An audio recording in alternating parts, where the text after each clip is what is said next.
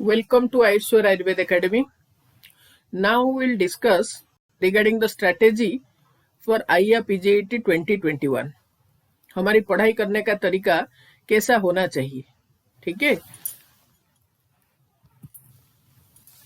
अगर हम एनालिसिस करते हैं 2019 का एमडी एंट्रेंस एग्जामिनेशन का क्वेश्चंस और 2020 का जो क्वेश्चन पेपर था, तो उसमें हमको ये देखने के लिए मिला कि चरक संहिता से 2019 में 30 क्वेश्चन था और 2020 में 38 क्वेश्चन आया, ठीक है।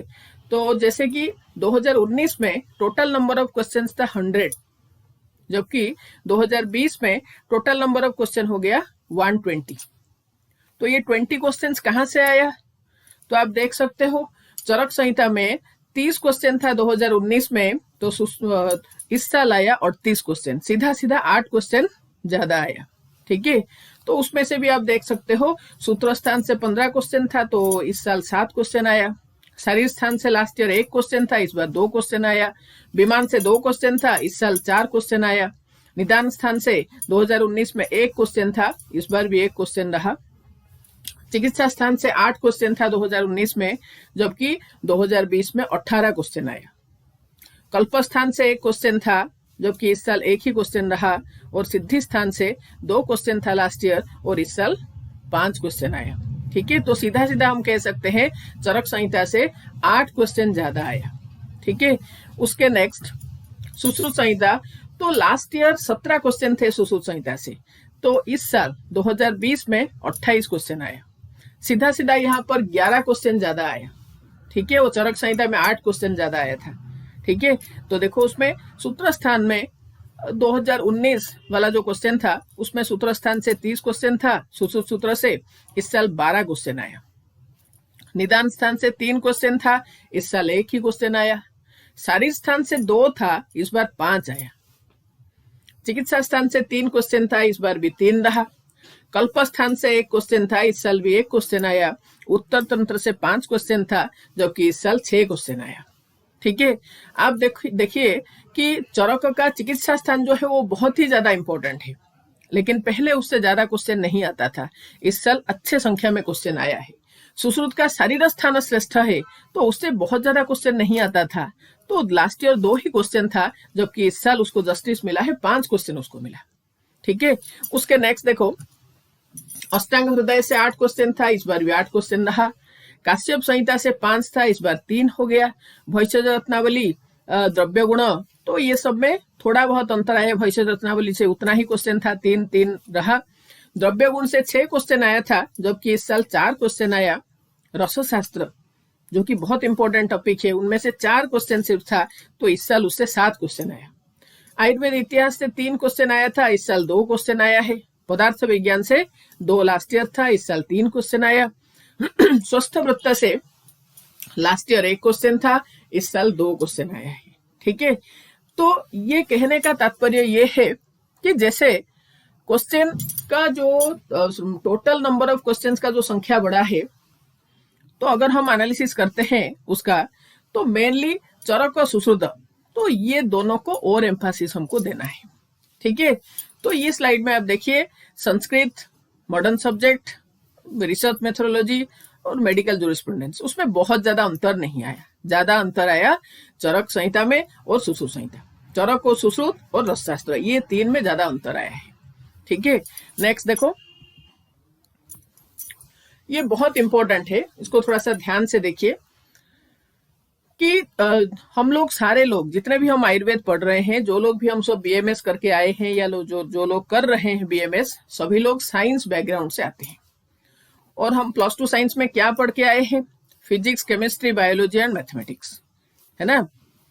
लेकिन जब हम आयुर्वेद पढ़ते हैं, तो वहां पर हम पढ़ते हैं सांख्य दर्शन, वैशेषिक दर्शन, योग के बारे में हम पढ़ते हैं। मेनली हमारा जो संहिता है, उसमें ये तीनों को रिलेट करते हुए संहिताओं का वर्णन हुआ है।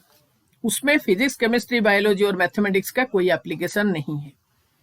लेकिन जो हमारे फ्रेंड सर्कल में थे, जो लोग आयुर्वेद नहीं पढ़े, वो लोग आइदर इंजीनियरिंग पढ़े, आइदर आर्किटेक्चर पढ़े और मेडिसिन पढ़े, है ना।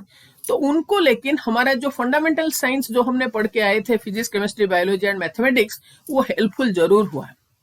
जैसे कि फिजिक्स केमिस्ट्री इंजीनियरिंग में हेल्प किया, केमिस्ट्री और बायोलॉजी मेडिसिन में हेल्प किया, मैथमेटिक्स इंजीनियरिंग में भी हेल्प कर रहा है, आर्किटेक्चर में भी हेल्प कर रहा है, ठीक है ना। लेकिन आयुर्वेद में इन सब का कोई रोल ही नहीं है, ठीक है।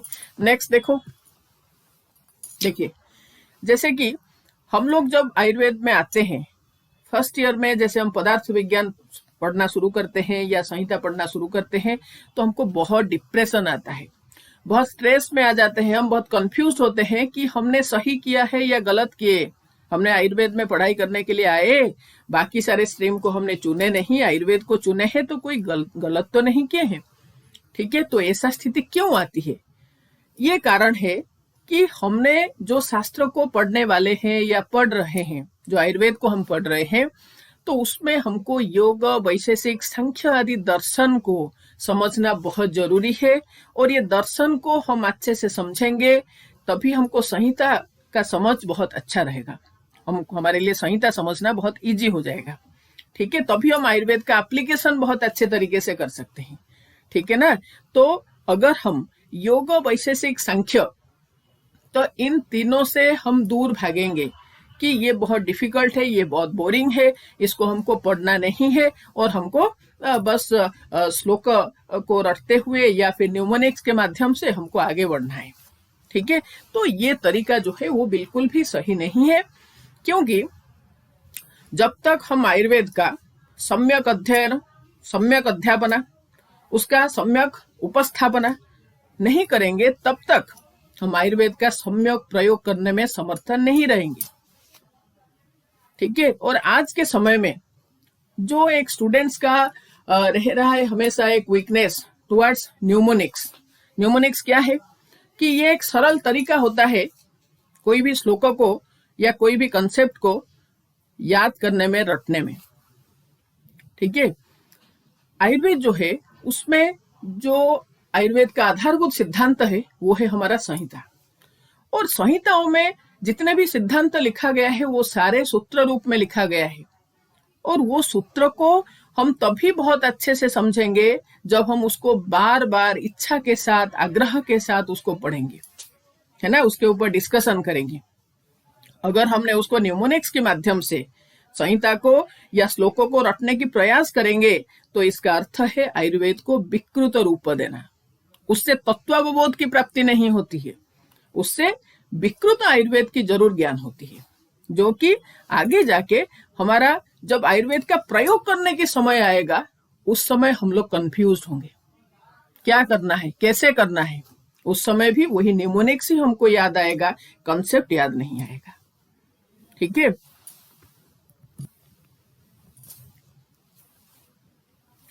आयुर्वेद जो है, this is the only holistic and organic approach towards a healthy life. तो आयुर्वेद का जो प्रधानता है, उसका जो भी प्रभाव है शरीर के ऊपर, समाज के ऊपर, सृष्टि के ऊपर, तो उसका कंपैरिजन किसी के साथ नहीं हो सकता। और आने वाला जो समय है, ये समय प्योरली आयुर्वेद का है। कैसे आयुर्वेद का होगा ना, जब हम आयुर्वेद का पठन पाठन अच्छे से करेंगे, शुद्ध उपाय से करेंगे, तभी जाके इसका प्रयोग हम अच्छे से कर पाएंगे। सपोज जैसे कि जो वेस्टर्न कल्चर है उसके अनुसार जो हार्ट डिजीज और जो डायबिटीज होता है, हम आयुर्वेद के अध्ययन करने वाले हमको डायग्नोसिस करना नहीं चाहिए हृदरोग का, हार्ट डिजीज और प्रमेह का डायबिटीज, क्योंकि आयुर्वेद में हृदय और उर, ये दोनों का जहां जहां पर वर्णन आया है उसका अर्थ एग्जैक्टली हार्ट नहीं कह सकते हम। आयुर्वेद का वर्णन जहां पर प्रमेह का वर्णन करता है आयुर्वेद, तो वहां पर हम एग्जैक्टली उसको डायबिटीज नहीं कह सकते। प्रमेह का भेद 20 टाइप्स का कहा गया है, और प्रमेह के जब उन्होंने लक्षण बताए, सबसे प्रधान लक्षण है प्रभुत्व आविल मूत्रता। जब तक प्रभुत्व आविल मूत्रता नहीं हुआ है, तब तक हम उसको प्रमेह कैसे कह सकते हैं। तो ये जो ट्रेंड चल रहा है, ये एक गलत तरीका है, और हमको हमारा डायग्नोसिस या रोगी परीक्षा, रोग परीक्षा जिसके ऊपर संहिताकार ने बहुत ही ज्यादा एम्फासिस दिए हैं, वो रोगी परीक्षा हम तभी बहुत अच्छे से कर पाएंगे और निश्चित होकर कर पाएंगे जब हम संहिताओं का तत्वों को बहुत अच्छे से समझेंगे।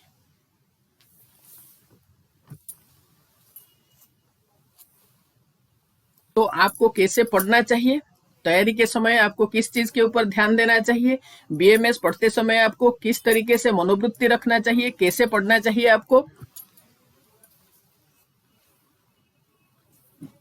जैसे कि जो लोग बीएमएस कंप्लीट करके आ जाते हैं, तो उन लोगों को तैयारी के समय में ये ध्यान में रखना चाहिए, जो जो हम लैग किए हैं बीएमएस करते समय, जिस संहिताओं को हम अच्छे से नहीं पढ़े हैं, उस संहिताओं को हम अच्छे से पढ़ना चाहिए हमको ये प्रिपरेशन के टाइम में। ठीक है, जिस सब्जेक्ट को, जिस विषय को, जिस ग्रंथ को आयुर्वेद का हमने अच्छे से पढ़े नहीं है, उस ग्रंथ को हमको डिटेल में पढ़ना चाहिए, ना कि न्यूमोनिक्स के माध्यम से पढ़ना चाहिए, ना कि उसको रट के याद करना चाहिए। ये तरीका जो है वो बहुत गलत तरीका है। ये मार्गदर्शन जो है वो स्टूडेंट्स को लेके विकृत आयुर्वेद प्रदान कर रहा है, विकृत ज्ञान दे रहा है आयुर्वेद का, ये सम्यक आयुर्वेद का ज्ञान नहीं दे रहा है। तो बीएमएस करते समय भी सपोज हम फर्स्ट ईयर में अष्टांग हृदय पढ़ते हैं, सेकेंड ईयर में हम माधव निदान पढ़ते हैं, चरक संहिता का फर्स्ट पार्ट पढ़ते हैं, थर्ड ईयर में हम चरक संहिता का सेकेंड पार्ट पढ़ते हैं, फोर्थ ईयर में हम काय चिकित्सा पढ़ते हैं, जो कि चरक संहिता का सेकेंड पार्ट, सुश्रुत संहिता का काय चिकित्सा वाला पोर्शन। तो ये सारे चीज हमको ईयर वाइज, जिस ईयर में जो सिलेबस में है उसको हमको उसी समय बहुत अच्छे से अध्ययन करना चाहिए। अगर हमने नहीं किए हैं तो उसको प्रिपरेशन के समय में इस चीज के ऊपर हमको ध्यान देना चाहिए, इसी से ही हम आगे अच्छे कर पाएंगे। ठीक है, तो इसमें से भी कोई भी एक संहिता को हम नेग्लेक्ट करना नहीं चाहिए, उपेक्षा करना नहीं चाहिए। एटलीस्ट ये बृहत्त्रयी, लघुत्रयी, काश्यप संहिता, आयुर्वेद इतिहास, पदार्थ विज्ञान, रसशास्त्र, द्रव्य गुण, ये सारे सब्जेक्ट जो हमारे आयुर्वेद का मौलिक ग्रंथ है, मौलिक विषय है, ये सब के ऊपर हमको बहुत अच्छा कमांड आना चाहिए। और कमांड कब आएगा, हम कब कॉन्फिडेंट होंगे ना, हम जब उसके बहुत अच्छे से समझेंगे और बार बार अध्ययन करेंगे, उसके ऊपर बार बार एग्जाम लिखेंगे, उसके बारे में बार बार डिस्कशन करेंगे, उसी से ही हमको तत्व अवबोध होती है।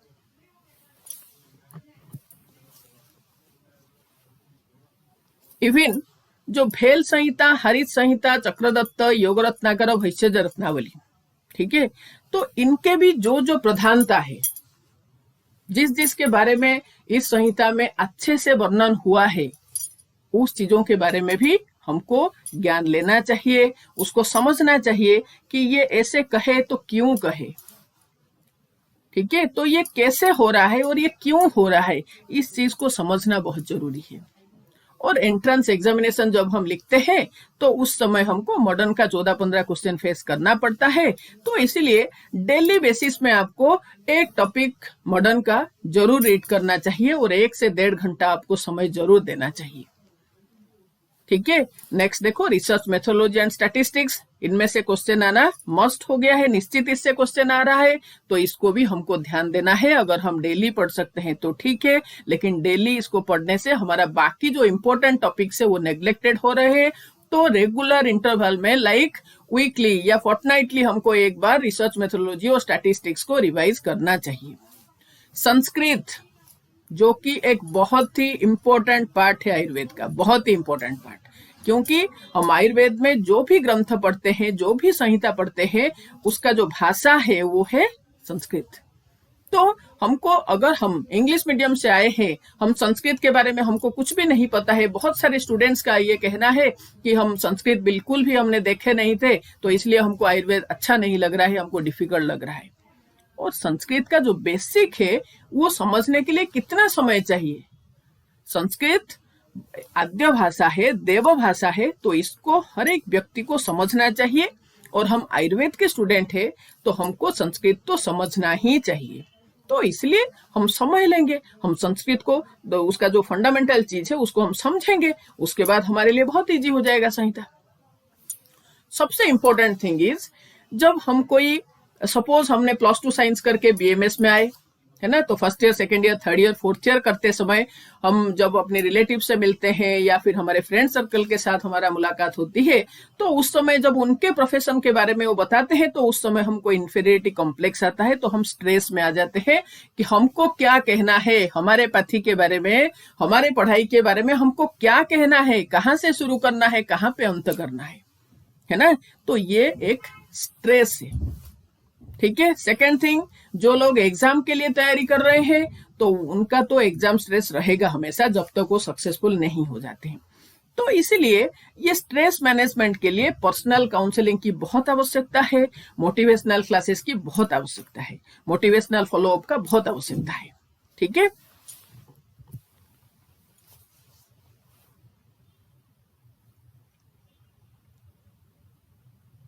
आयुष्योर ऑनलाइन क्लासेस वो आपको किस रूप में आपको प्राप्त होता है। तो आपको सारे क्लासेस रिकॉर्डेड फॉर्म में मिल जाता है, उसको आप अपने कन्वीनियंट टाइम में आप इसको देख सकते हो, रिपीट कर सकते हो। इवन वहां पर रिवीजन क्लासेस भी आपको मिलता है, जैसे कि आप कोई स्थान या कोई संहिता आप कंप्लीट करने के बाद आपको सेल्फ रिवीजन की जरूरत नहीं है, बुक उठा के आप सीधा सीधा वहां से रिवीजन क्लासेस को सुन लो। और रेगुलर इंटरवल में आप जैसे चरक संहिता का सूत्रस्थान कंप्लीट कर लिए, चरक संहिता का निदान विमान शरीर कंप्लीट कर लिए, तो उसके बाद आपको टेस्ट लिखना है। टेस्ट लिखने से एक सेल्फ असेसमेंट होता है, जिससे स्टूडेंट्स को ये प्रतीत होता है कि मुझे आगे क्या करना है, किस चीज के ऊपर फोकस करना है, मेरे में क्या कमी रह गई कि मैंने सारा क्वेश्चंस को सही नहीं कर पाया। To maintain the regularity and to maintain the study hour of the students, we provide live classes to in daily basis. और जहां पर नोट्स की आवश्यकता होती है, जैसे कि शालाक्य हो गया, जैसे कि सुश्रुत का चिकित्सा पोर्शन हो गया, कल्पस्थान हो गया, रसशास्त्र हो गया, तो जिस समय जरूरत होती है उस समय नोट्स प्रोवाइड किया जाता है। लेकिन नोट्स को लर्न करने से पहले हमको जो ग्रंथ है, जो शास्त्र है, उसको बहुत अच्छे से अध्ययन करते हुए, उसके तत्वों को समझते हुए, बार बार अध्ययन करने के बाद एग्जाम से पहले क्विक रिव्यू के लिए हमको नोट्स को फॉलो करना चाहिए। नोट्स को डेली लाइफ में, डेली रूटीन में इंक्लूड करना नहीं चाहिए, ठीक है। और रिपीटेड एग्जाम, रिपीटेड रिवीजन जो है, this is the key of your success.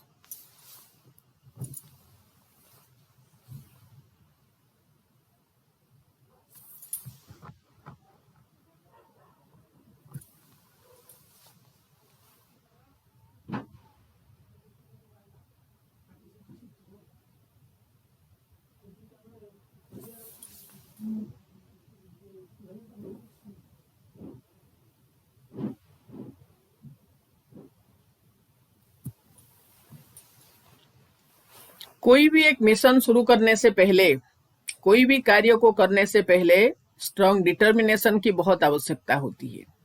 Student जब प्रिपरेशन शुरू करता है तो उस समय स्टूडेंट्स का जो स्टेट ऑफ माइंड है वो ऐसा होना चाहिए कि I can do, that is why I am doing this, this is called positivity. And ये पॉजिटिव थिंकिंग हमेशा स्टूडेंट के अंदर रहना चाहिए। तो ऑलवेज स्टे पॉजिटिव। और ये पॉजिटिविटी हमको मिलने के लिए you have to work hard. आपको हार्ड वर्किंग एटीट्यूड रखना चाहिए। आप यू शुड बी डिटरमिन्ड कि मैं जितना मेहनत कर सकता हूं, मेरे से ज्यादा मेहनत कोई कर नहीं सकता। ये एक स्टूडेंट का एटीट्यूड होना चाहिए, ऐसे माइंडसेट होना चाहिए। और अगर आपके पास पॉजिटिव थिंकिंग रहा, if you are confident and if you are working hard, then it must happen to you. You must get your target. Thank you. God bless you.